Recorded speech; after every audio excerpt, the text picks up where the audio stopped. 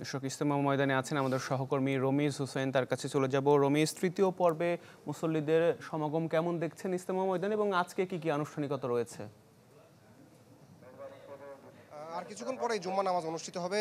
এরই মধ্যে জুম্মা নামাজের আজান হয়ে গেছে। কিছুক্ষণ পরে খুতবা হবে এবং তারপরে মাওলানা সাদের যিনি বড় সন্তান রয়েছেন ইউসুফ বিন সাদ, তিনি এখানে জুম্মা নামাজ আদায় করাবেন।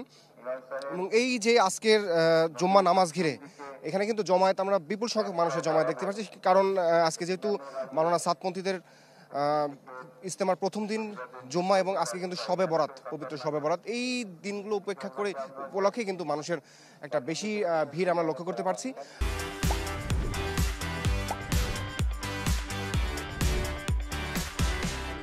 আর এরই মধ্যে GMP commissioner, Gazipur metropolitan commissioner এখানে এসেছিলেন। তিনি ব্রিফ করেছিলেন। তিনি আসলে বলছিলেন যে সম্প্রতি সময়ে এই যে ইজতেমার জমাত ঘিরে একটি আসলে হামলার শঙ্কা ছিল এবং একটি পক্ষ আসলে যাতে এই যেই জমায়েত সেখানে বেশি মানুষের উপস্থিতি না হয় সেই কারণে একটি গুজব ছড়িয়েছিল যে এখানে হামলা করা হবে। তবে তারা বলছেন তারা সবকিছু বিষয় আসলে মাথায় রেখেছেন, কোনো ধরনের কোনো অপ্রীতিকর ঘটনা যাতে না ঘটে, এবং সেই পরিপ্রেক্ষিতে পুলিশের বিপুল সংখ্যক সদস্য এবং র্যাবের সদস্যরা পোশাকে এবং সাদা পোশাকে এই যে ইজতেমা ময়দানটি তার ভেতরে তারা অবস্থান করছেন এবং কোনো ধরনের অপ্রীতিকর ঘটনা যাতে না ঘটে সেই বিষয়টি আসলে তারা দেখভাল করবেন।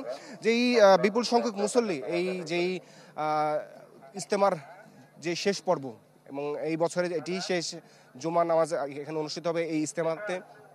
তো এত এইসব কারণে আসলে রাজধানী এবং আশেপাশের বিভিন্ন প্রান্ত থেকে মানুষ এখানে এসেছেন। আর কিছুক্ষণের মধ্যে এখানে যে জুম্মা নামাজের খুতবা অনুষ্ঠিত হবে এবং তার পরবর্তীতে জুম্মা নামাজ হবে।